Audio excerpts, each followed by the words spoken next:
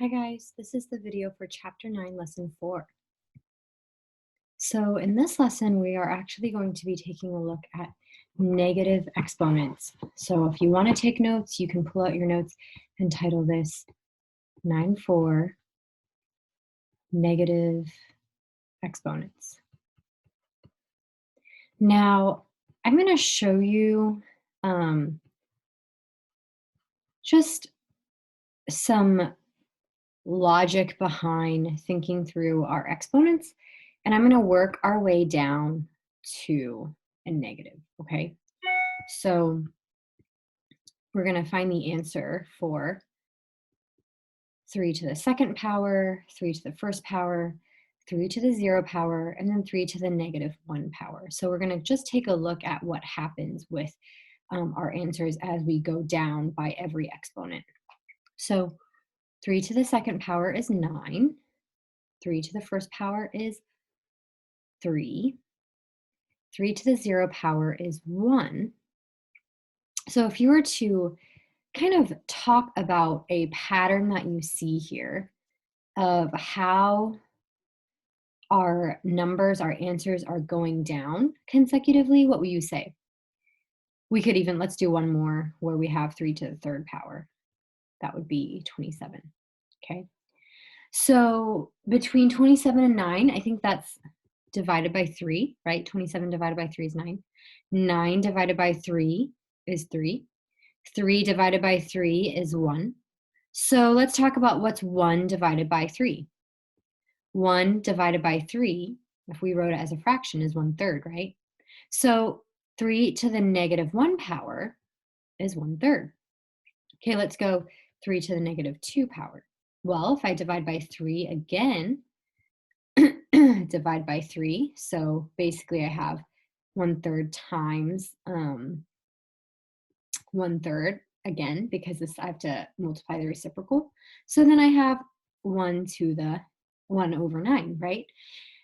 And so what we actually notice is that when you multiply by a negative power, you can just put that number under 1 as a fraction and then power it like normal. So 3 to the first power is 3, right? 3 to the second power is 9. So basically what you have here is 1 over 3 to the first power and 1 over 3 to the second power. So to work out negative exponents, you literally just put that power under 1. So for example, 3 to the negative fourth power, we would put that power under 1 and then make it a positive. And then we would work that out, and that would be our answer, okay? So if I had 1 over 6 to the third power, what would that be as a negative exponent? That would just be 6 to the negative third power, right? So these two are equivalent. If I had 1 over 81 and I wanted to turn this into an exponent, I could say that, well, 81 can be written as 9 squared, and so it's 1 over 9 squared. And I can write this as 9 to the negative second power. So these two are equivalent values.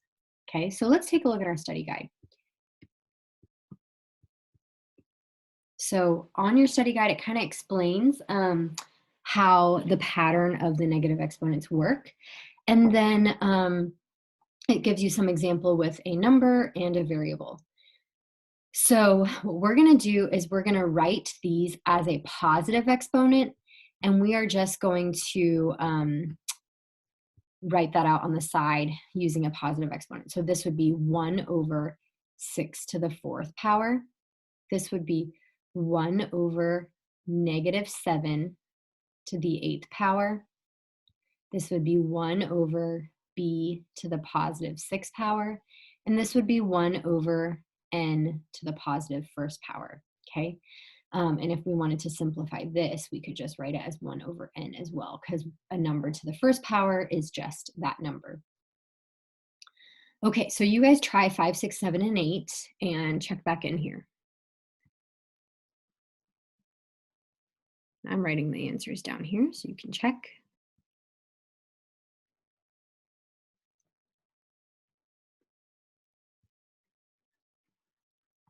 Okay, so those are your answers there. Nothing too crazy, right? You just have to remember when you see a negative, put it as a fraction. Now we're going to turn our positive exponents into a negative exponent. Okay, um, so it says write it as a negative exponent other than -1, which means, for example, this problem, instead of writing it as 25 to the negative first power, we are going to we're going to factor out 25 and think about, okay, what factors out of 25? Well, 5 times 5 is 25. So we're going to write this as 5 to the negative 2 power. So does that make sense? So for 12, we would write this as 7 to the negative 2 power. Okay, so you have to think through the numbers that don't have exponents. You have to factor them out and kind of work them out. So if you need to do the factor tree on the side and kind of think through what are the factors and then write it as an exponent, but also a negative exponent, okay? So this would be 2 to the negative second power, 13 to the negative fourth, 3 to the negative third, 9 to the negative second.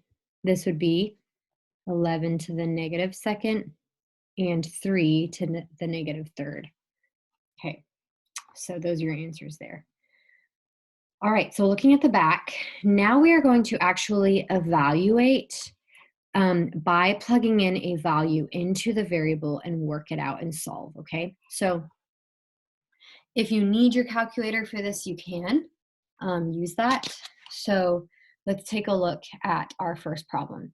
We're going to plug in 6 in place of p. So I'd like for you to get into the habit of actually writing out the problem before you solve it, because especially when we have these negatives going on, when you plug it in, sometimes you see, oh, I have a double negative, or I just have one negative, or it's a positive. So I want you to plug it in and replace the variable with your number before you actually solve. So this would become 1 over 6 to the second power. And if I work this out, it's 1 over 36. So I'm actually solving and evaluating it. 1 over 36 is my answer. Okay, number 2, I'm going to plug in -4 in place of m, and it's over or to the negative third power. So this would be 1 over -4 to the third power. So I'm going to think through 4 times 4 times 4. What is that? 4 times 4 is 16. 16 times 4 is, I think it's 64.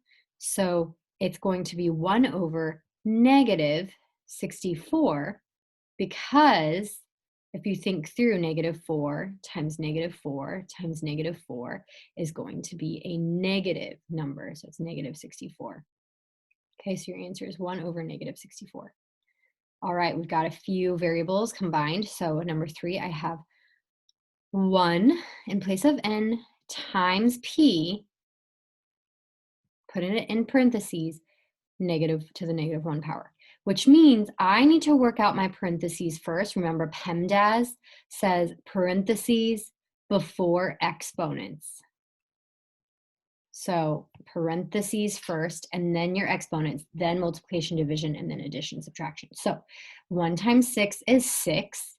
And then to the negative first power, I would just put this as 1 over 6 to the first power. And something to this first power is just that number, right? So it's 1 over 6 as my answer. Okay, 3 to the m power. M is -4.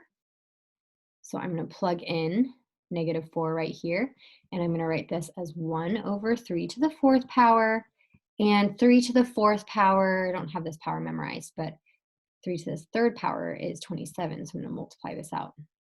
21,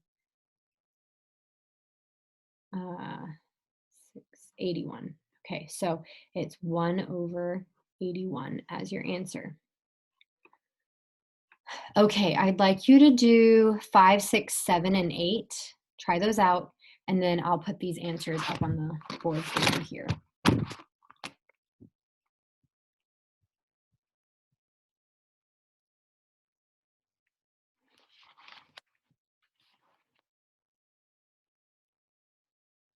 Okay, so, ooh, this one's a big one. we've got 6 to the negative fourth power.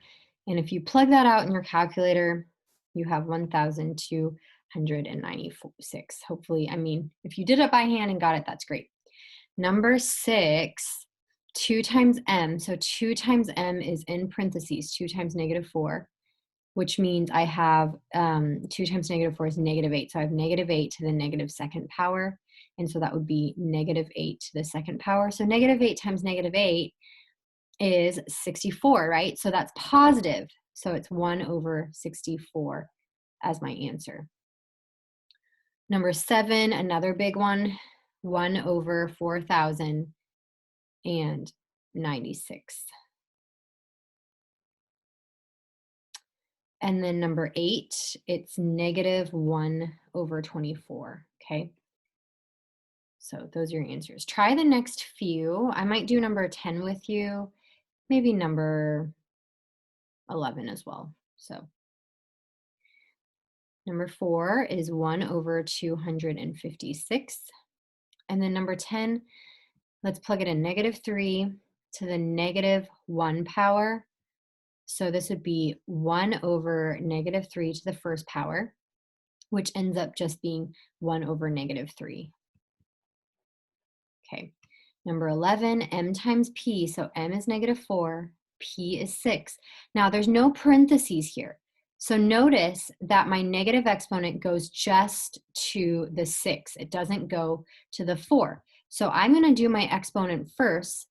This would be negative 4 times 1 over 36. And then, so I'm going to multiply this, negative 4 times 1 over 36. And then when I multiply this, I have negative 4 over 36. Can I simplify this? This is 1 over 9. So my answer is negative 1 over 9. All right, so be careful. When there's parentheses, do that first. When there's not a parentheses, your exponent just goes to the base in front of it.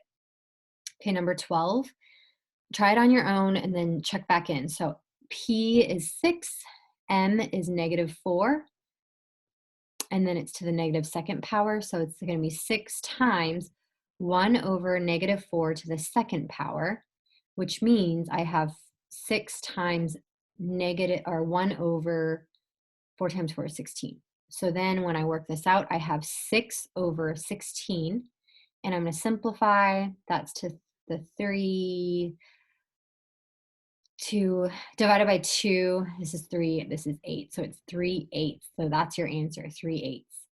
All right, those are a little bit tricky, weren't they?